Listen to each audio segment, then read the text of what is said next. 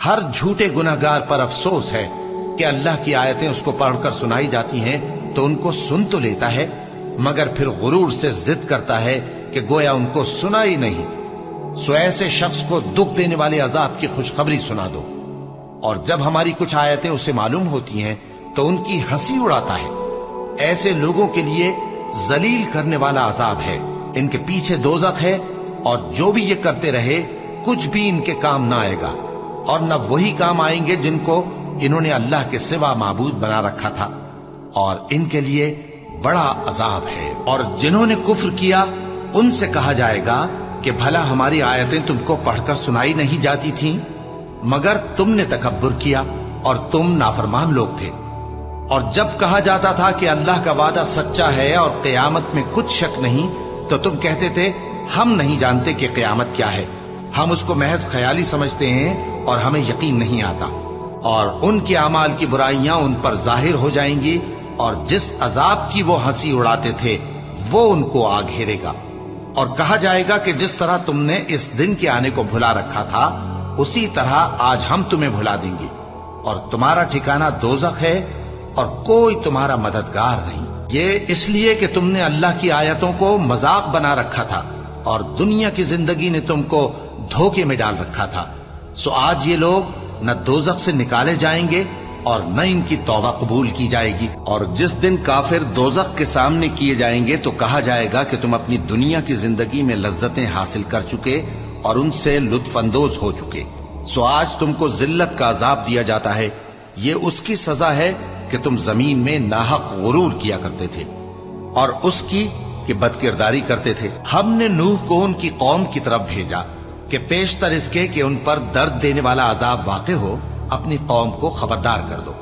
انہوں نے کہا کہ بھائیو، میں تم کو کھلے طور پر خبردار کرتا ہوں کہ اللہ کی عبادت کرو اور اس سے ڈرو اور میرا کہا مانو، وہ تمہارے گناہ بخش دے گا اور موت کے وقت مقرر تک تم کو مہلت عطا کرے گا۔ جب اللہ کا مقرر کیا ہوا وقت آ جاتا ہے تو تاخیر نہیں کی جاتی، کاش تم جانتے ہوتے۔ جب لوگوں نے نہ مانا تو نوح نے اللہ سے عرض کی کہ پروردگار، میں اپنی قوم کو رات دن بلاتا رہا، لیکن میرے بلانے سے وہ اور زیادہ گریز کرتے رہے۔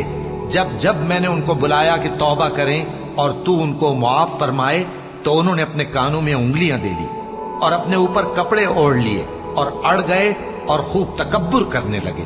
پھر میں ان کو بلند آواز سے بھی بلاتا رہا، پھر علانیہ بھی اور رازداری سے بھی سمجھاتا رہا۔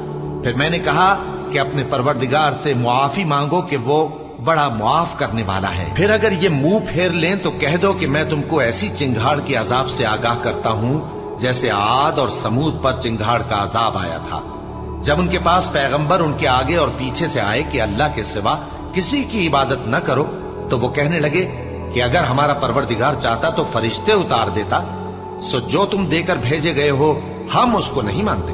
اب جو عاد والے تھے وہ ناحق ملک میں تکبر کرنے لگے اور کہنے لگے کہ ہم سے بڑھ کر قوت میں کون ہے؟ کیا انہوں نے نہیں دیکھا کہ اللہ جس نے ان کو پیدا کیا وہ ان سے قوت میں بہت بڑھ کر ہے، اور وہ ہماری آیتوں سے انکار کرتے رہے۔ تو ہم نے بھی ان پر نحوست کے دنوں میں زور کی آندھی چلائی تاکہ ان کو دنیا کی زندگی میں ذلت کے عذاب کا مزہ چکھا دیں، اور آخرت کا عذاب تو بہت ہی ذلیل کرنے والا ہے، اور اس روز ان کو مدد بھی نہ ملے گی۔ اور جو سمود والے تھے ان کو ہم نے سیدھا رستہ دکھا دیا تھا، مگر انہوں نے ہدایت کے مقابلے میں اندھا رہنا پسند کیا، تو ان کے اعمال کی سزا میں ذلت کے عذاب کی کڑک نے ان کو آ پکڑا۔ اور جو ایمان لائے اور پرہیزگار رہے ان کو ہم نے بچا لیا۔ اور جس دن اللہ کے دشمن دوزخ کی طرف اکٹھے کیے جائیں گے پھر ان کی الگ الگ جماعتیں بنائی جائیں گی، یہاں تک کہ جب دوزخ کے پاس پہنچ جائیں گے تو ان کے کان اور آنکھیں اور کھالیں یعنی دوسرے اعضاء ان کے خلاف ان کے اعمال کی شہادت دیں گے، اور وہ اپنی کھالوں یعنی اعضاء سے کہیں گے کہ تم نے ہمارے خلاف کیوں شہادت دی؟ وہ کہیں گی کہ جس اللہ نے سب چیزوں کو نطق بخشا اسی نے ہم کو بھی گویائی دی، اور اسی نے تم کو پہلی بار پیدا کیا تھا اور اسی کی طرف تم لوٹائے جا رہے ہو۔ اور تم اس بات کے خوف سے تو پردہ نہیں کرتے تھے کہ تمہارے کان اور تمہاری آنکھیں اور کھالیں تمہارے خلاف شہادت دیں گی، بلکہ تم یہ خیال کرتے تھے کہ اللہ کو تمہارے بہت سے اعمال کی خبر ہی نہیں، اور اسی خیال نے جو تم اپنے پروردگار کے بارے میں رکھتے تھے تم کو ہلاک کر دیا اور تم خسارہ پانے والوں میں ہو گئے۔ اب اگر یہ صبر کریں گے تو بھی ان کا ٹھکانہ دوزخ ہی ہے، اور اگر توبہ کریں گے تو ان کی توبہ قبول نہیں کی جائے گی۔ قیامت تو آنے والی ہے، اس کے آنے میں کچھ شک نہیں، لیکن اکثر لوگ ایمان نہیں رکھتے۔ اور تمہارے پروردگار نے فرمایا ہے کہ تم مجھ سے دعا کرو، میں تمہاری دعا قبول کروں گا۔ جو لوگ میری عبادت سے ازراہ تکبر کتراتے ہیں ان قریب جہنم میں ذلیل ہو کر داخل ہوں گے۔ جن لوگوں نے ہماری کتاب کو اور جو کچھ ہم نے پیغمبروں کو دے کر بھیجا اس کو جھٹلایا، وہ ان قریب معلوم کر لیں گے جبکہ ان کی گردنوں میں طوق اور زنجیریں ہوں گی، وہ گھسیٹے جائیں گے یعنی کھولتے ہوئے پانی میں، پھر آگ میں جھونک دیے جائیں گے۔ پھر ان سے کہا جائے گا کہ وہ کہاں ہیں جن کو تم اللہ کے شریک بناتے تھے یعنی غیر اللہ؟ کہیں گے وہ تو ہم سے جاتے رہے، بلکہ ہم تو پہلے کسی چیز کو پکارتے ہی نہیں تھے۔ اسی طرح اللہ کافروں کو گمراہ رہنے دیتا ہے، یہ اس کا بدلہ ہے کہ تم زمین میں ناحق خوش ہوا کرتے تھے اور اس وجہ سے کہ اترایا کرتے تھے۔ اب جہنم کے دروازوں میں داخل ہو جاؤ، ہمیشہ اسی میں رہو گے، سو متکبروں کا کیا برا ٹھکانہ ہے۔ اور کافر گروہ گروہ کر کے جہنم کی طرف ہانکے جائیں گے، یہاں تک کہ جب وہ اس کے پاس پہنچ جائیں گے تو اس کے دروازے کھول دیے جائیں گے، اور اس کے داروغہ ان سے کہیں گے کہ کیا تمہارے پاس تمہیں میں سے پیغمبر نہیں آئے تھے جو تم کو تمہارے پروردگار کی آیتیں پڑھ پڑھ کر سناتے اور تمہارے اس دن کے پیش آنے سے تمہیں ڈراتے تھے؟ وہ کہیں گے کیوں نہیں، لیکن کافروں کے حق میں عذاب کا حکم ثابت ہو چکا تھا۔ کہا جائے گا کہ دوزخ کے دروازوں میں داخل ہو جاؤ، ہمیشہ اس میں رہو گے، سو تکبر کرنے والوں کا برا ٹھکانہ ہے۔ جب تمہارے پروردگار نے فرشتوں سے کہا کہ میں مٹی سے انسان بنانے والا ہوں، جب میں اس کو درست کر لوں اور اس میں اپنی روح پھونک دوں تو اس کے آگے سجدے میں گر پڑنا، سو تمام فرشتوں نے سجدہ کیا مگر ابلیس کہ وہ اکڑ بیٹھا اور کافروں میں ہو گیا۔ اللہ نے فرمایا کہ اے ابلیس، جس شخص کو میں نے اپنے ہاتھوں سے بنایا اس کے آگے سجدہ کرنے سے تجھے کس چیز نے منع کیا؟ کیا تو غرور میں آ گیا یا اونچے درجے والوں میں تھا؟ بولا کہ میں اس سے بہتر ہوں کہ تو نے مجھ کو آگ سے پیدا کیا اور اسے مٹی سے بنایا۔ فرمایا بس یہاں سے نکل جا، تو مردود ہے اور تجھ پر قیامت کے دن تک میری لعنت پڑتی رہے گی۔ کہنے لگا کہ میرے پروردگار، اچھا تو مجھے اس روز تک کہ لوگ اٹھائے جائیں مہلت دے۔ فرمایا کہ تجھ کو مہلت دی جاتی ہے اس روز تک جس کا وقت مقرر ہے۔ کہنے لگا کہ مجھے تیری عزت کی قسم، میں ان سب کو بہکاتا رہوں گا سوائے ان کے جو تیرے چنے ہوئے بندے ہیں۔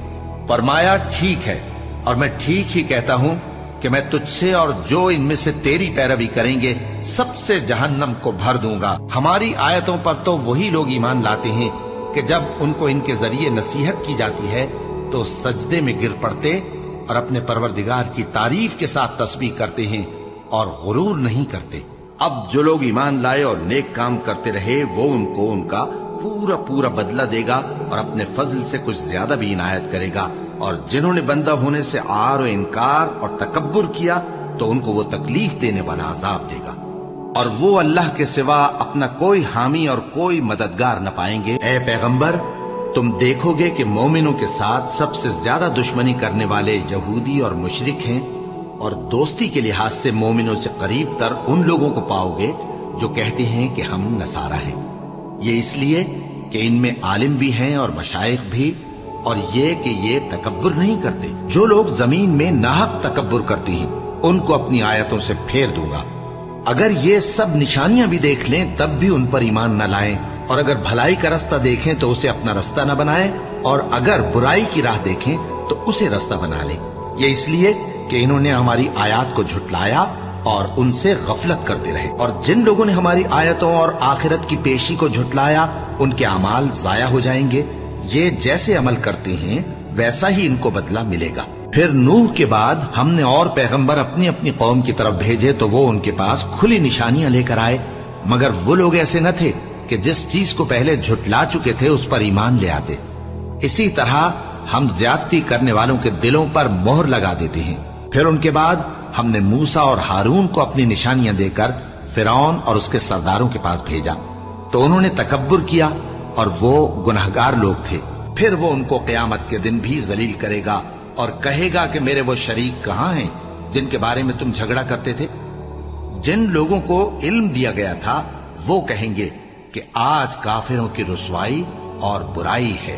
उनका हाल यह है कि जब फरिश्ते उनकी रूहें कब्ज करने लगते हैं, जबकि ये अपने ही हक में जुल्म करने वाले होते हैं, तो मुतीओ फरमाबरदार हो जाते हैं और कहते हैं कि हम कोई बुराई नहीं करते थे। हाँ, जो कुछ तुम किया करते थे अल्लाह उसे खूब जानता है। सो दोज़ख के दरवाजों में दाखिल हो जाओ, हमेशा उसमें रहोगे। अब तकब्बुर करने वालों का बुरा ठिकाना है। और लोगों में कोई ऐसा भी है जो अल्लाह की शान में बगैर इल्म के और बगैर हिदायत के और बगैर किताब रोशन के झगड़ता है और तकब्बुर से गर्दन मोड़ लेता है ताकि लोगों को अल्लाह के रास्ते से गुमराह कर दे। उसके लिए दुनिया में जिल्लत है और क़यामत के दिन हम उसे अज़ाब आतिश सोज़ा का मजा चखाएंगे। ऐ सरकश, ये उस कुफ्र की सजा है जो तेरे हाथों ने आगे भेजा है और अल्लाह अपने बंदों पर जुल्म करने वाला नहीं। बेटा, नमाज की पाबंदी रखना और लोगों को अच्छे कामों के करने का मशवरा देते रहना, बुरी बातों से मना करते रहना और जो मुसीबत तुझ पर वाक़े हो उस पर सब्र करना। बेशक ये बड़ी हिम्मत के काम हैं। और तकब्बुर करते हुए लोगों के सामने गाल न फुलाना और जमीन में अकड़ कर न चलना, इसलिए कि अल्लाह किसी इतराने वाले शेखी खोरे को पसंद नहीं करता।